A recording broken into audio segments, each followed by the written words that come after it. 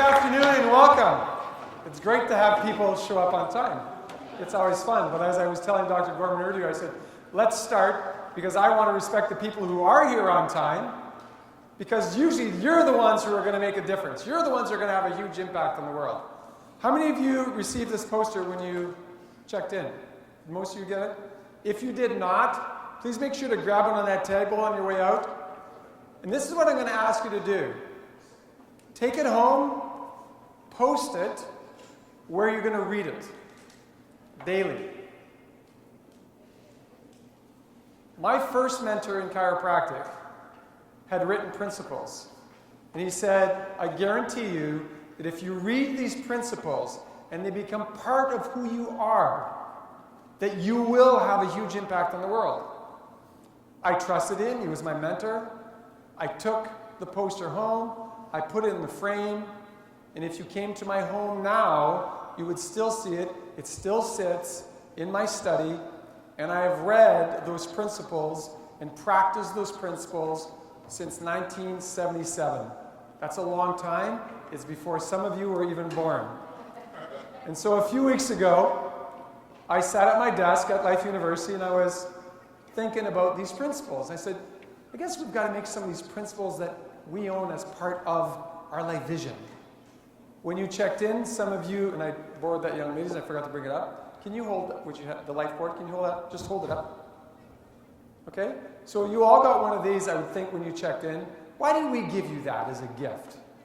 We gave you that because we're hopeful that you're going to take it home, that you're going to open it, that you're going to read the book, that you're going to take the board and you're going to create your life vision. Because I know that this weekend that you will get a thought process. There will be a spark that's going to happen at some point and you're going to go, that's it. That's it for me. Because when we talk about life vision, it's not about you. I mean, we want you as part of this family, obviously, but we all recognize that you're going to have your own life vision that's going to fit within this life vision. And that's why we've offered you those life vision boards, to go home and do something with it. Some of you will go home and open it and read the book and create a life vision board. Some of you will not. We know that. And I can guarantee you that the ones that do will make huge changes. You know, the line at all our meetings, when we have conversations, and Dr. Gorman alluded to it, we will not rest until every man, woman, and child has had access to chiropractic care or chiropractic education. What if all of us in this room chose that motto for our life? That we would not rest. We've got a lot of work to do, don't we? And you can look at your practice and say, you know, you want to build a practice, you want to impact your community, but there's so much competition out there. It doesn't matter who you listen to. What percent of the population are we impacting on a regular basis in America today? Not enough. That's a great answer, because I can guarantee you it's less than 10. I was in Dr. Matt McCoy's class the other day, and he told me he has the source. I can't remember what the source was, but I think it was 4.3% of people in America get regular chiropractic care. Is there really competition? Because the way I learned math, that means there's 95.7% of people in America who don't get regular chiropractic care. So some of the tools you're going to receive here this weekend are to help you get to that part of your life, to create your own life vision. So this is the beginning. And these are the life vision principles for success, health, and happiness that I have the privilege to share with you. Obviously, we won't get to all 13 today, but I'm going to cover some of them so that you can really start accessing the best you that you can be. Everything you're going to learn here today and tomorrow is about becoming the best version of yourself. You know, you've heard the line, you were chosen to be a chiropractor. Some of you believe you chose chiropractic, but somehow you were brought into the chiropractic family. You weren't brought into the chiropractic family for nothing. You were brought into the chiropractic family to have an impact. To have an impact on your community. To have an impact on the world. To do something great. Why did I choose the butterfly? Think about it. What does the butterfly have to do to become a butterfly from the caterpillar stage? It's got to fight its way out. It's got to work hard. and then it goes through this amazing metamorphosis. That's my hope for all of you this weekend. That you experience a metamorphosis. That you truly become the person that you were called to become. And this is one tool you can use. So I'd ask you to participate. We're actually going to read these principles out loud together. Are we all good to go? Okay, so let's start with this one. Lasting purpose.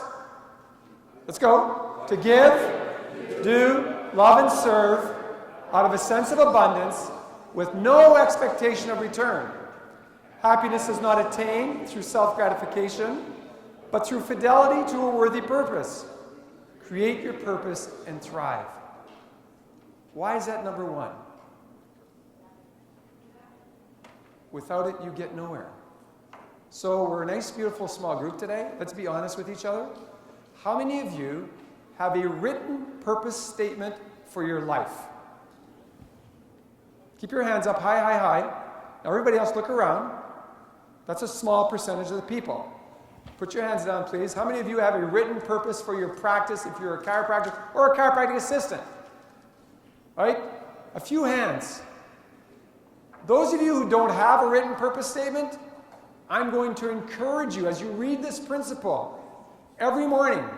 There will come a morning, probably early on, where you're going to say, create my purpose and I'll thrive.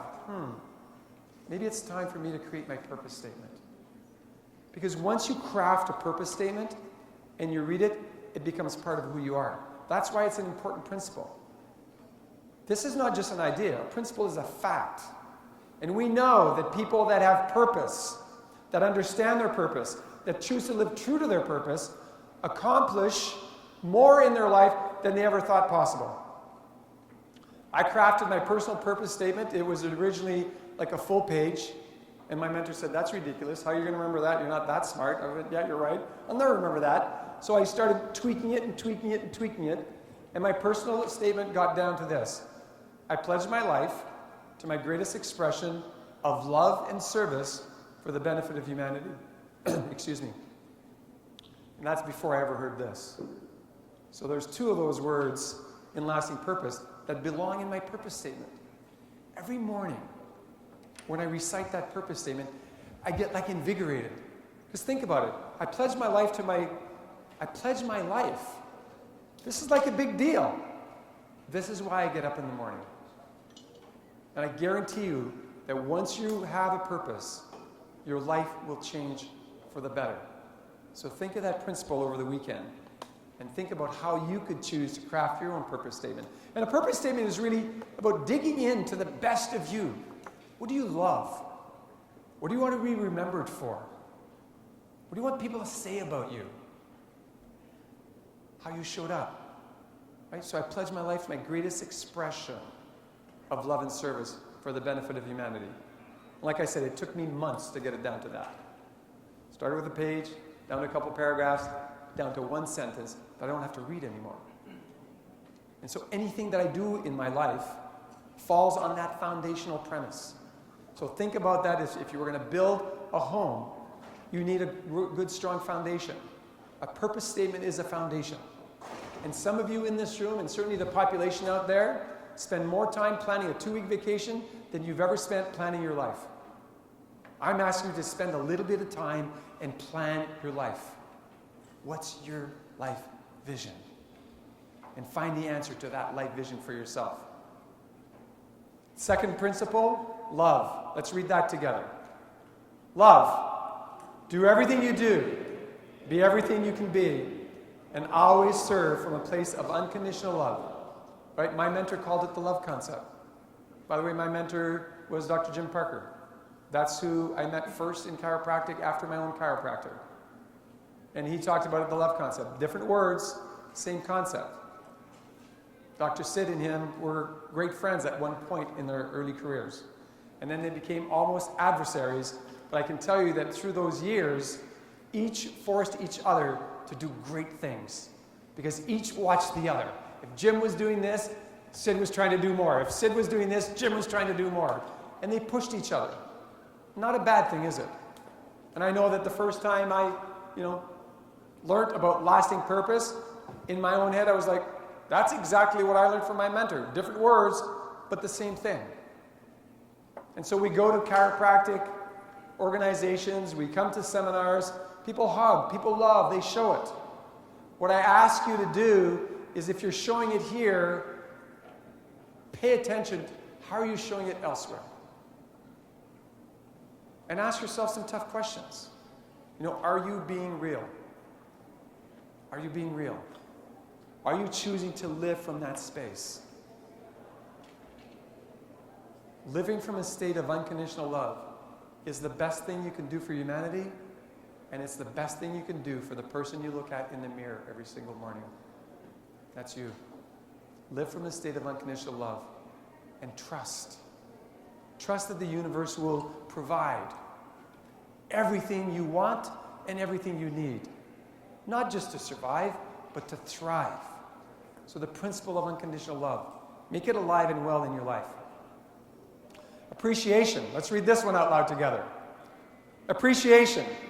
Be grateful and show appreciation. Appreciation is a wonderful thing. It makes what is excellent in others belong to us as well. There's a concept that I learned. I love to read. And actually, Andrew is smiling. Andrew, you will get to meet later this evening at 7 o'clock. He is from New Zealand. He's a chiropractic student who flew all the way from New Zealand to participate. Yeah, give me a hand, sure.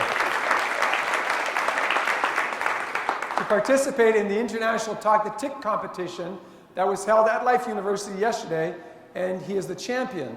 And as part of what we provided, said Life University is happy to host Talk the Tick, and the one who wins it will actually get an opportunity to present at Life Vision tonight. So you'll get to hear him. But he was with friends of mine that are staying at my house yesterday, and he went to our house while I was working at setting this up. And then when we talked, he says, you know a person by paying attention to the books on their bookshelf. And he said, I don't know you a lot, but I spent some time at your house, and I looked at your bookshelf, and I feel like I really know you already. Am I sort of paraphrasing? But that's what you said, right? One of the greatest books that I've read is called The Greatest Salesman in the World by Ogmandino. And it has nothing to do with selling. But he talks about looking for the good, and then stating the good. So one of the first thoughts that I have every single day, look around me, become aware, look for the good. And when you see it, say it. Share the appreciation with the individual. Whether it's something that they did, whether they're smiling. For example, today walking through this hotel, having been here for a day or so already, getting things together, I stopped and chatted with one lady because I asked her a question. She said, no problem, sir, let me handle that for you right now. She got on her radio and she called someone. And I said to her, that's what I love about working with everybody at this hotel. This is not your job, but you just went out of your way to make my life easier. I want you to know how much I appreciate you for doing that. She almost melted on the spot. She turned all red. She smiled. She was like, oh, thank you, sir. It's my privilege to serve. I was like, man, she should be a chiropractor, right? So I showed her appreciation. She showed appreciation back. When someone shows you appreciation, please don't say it was nothing. Don't worry about it. Show appreciation back. I thank you for being here. It's a privilege to have the opportunity to share with you. And if you said, oh, Gilles, don't worry, it was nothing, it sort of depletes the value of the compliment or of the gratitude that I'd be showing, doesn't it? But so many of us, it's sort of like the North American tradition, oh, don't worry, it was nothing. Instead of saying, you're welcome. It was my pleasure. Try just that and experience the different feeling that you're going to get. And when you thank someone and they say, don't worry about it, it was nothing, they just devalued. So if I thank you, or if somebody else thanks you, think about what you could say that would speak to who you are as an individual, but that would actually add value to the conversation or to the exchange that you just had. So mine is typically, it was a pleasure, because it truly was. If I do something for you and you're grateful, and you say, thanks a lot, Jill, I'm really grateful, I did it because I wanted to. So I say, you're very welcome. It was a pleasure to help you. It was a pleasure to serve you this way. It adds value to your life. It adds value to my life. So this weekend, let's practice this. Let's show appreciation for each other. As Dr. Gorman so well said when she opened, let's show appreciation for her right now for opening the program.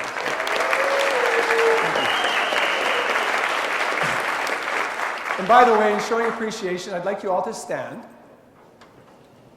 Everybody look towards Dr. Gorman, and we're going to sing her happy birthday. So let's go together. Happy birthday to you. Happy birthday to you. Happy birthday, dear Sharon. Happy birthday to you.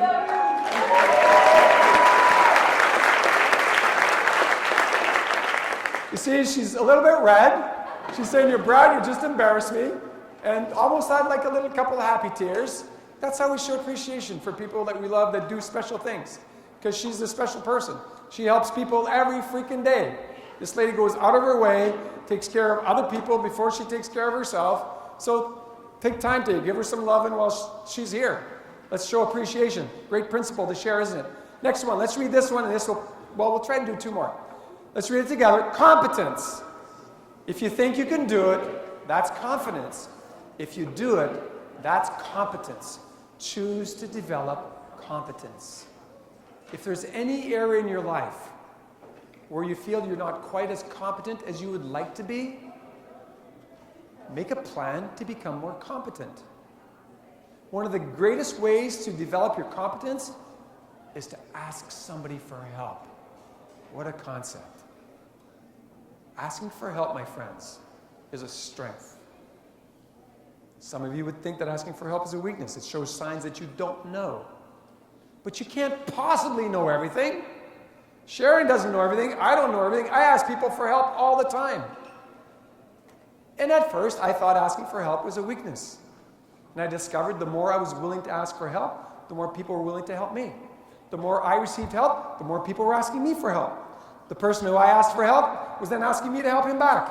And we create this family dynamics where you don't have to be insular in your practice anymore. You don't have to live in that little island all by yourself. Why do we want to build this big family? So that you don't have to live by yourself. There's too many of you that live in this little tiny on this little tiny island, and you think you're alone. And you feel alone. Do you grow when you feel alone? Absolutely not. We grow when we hold hands. We grow when we have a common path. When we walk on parallel paths. And we support each other. I had a conversation with Dr. Mark Hudson, who was on the board at Life, who flew in from Spain, and who hosts a program in Europe. He says, "Gilles, I wonder if you might be able to help me with XYZ for my fellow Canadians." And I said, "Absolutely." I said, "Mark, we're on parallel paths. Yeah, you're in Europe, we're here. But we think the same way. We want vitalistic chiropractic to be alive everywhere in the world. I want to help you. So let's arrange a Skype or a phone conversation and let's get some work done together. Become more competent together." And the last one I'll share with you, which is really my favorite. Wow. How many of you show up at the office like this, and how many show up like this, ready to serve the way Dr. Gorman got on the stage? Is it easier for a speaker, certainly for an MC, to walk on stage when the room is full? Sure it is. Did she have less enthusiasm because the room wasn't full? No, she didn't. She showed up with enthusiasm. Why? Because she wants and she understands the value of creating a wow experience for all of you. Are you creating a wow experience in your office? Are you creating a wow experience in your life? Are you showing up with enthusiasm? And I'll read this one quickly because my time just went to zero. Knowledge without enthusiasm is boring, but enthusiasm without knowledge is chaos. Think about it. Choose to gain knowledge and share it with enthusiasm. And please, take this home. If you haven't got one yet, grab one here. We even bought rubber bands for you, which everybody laughed at me because I'm Canadian and I called it an elastic, and my team said, "What's that?" So, and I didn't even think rubber bands. One of those things we can put around? They said, "Oh, it's called a rubber band in America." It's like, okay, a rubber band. Anyway, take it, post it, read it, let us know how you love it. Have a great time this weekend.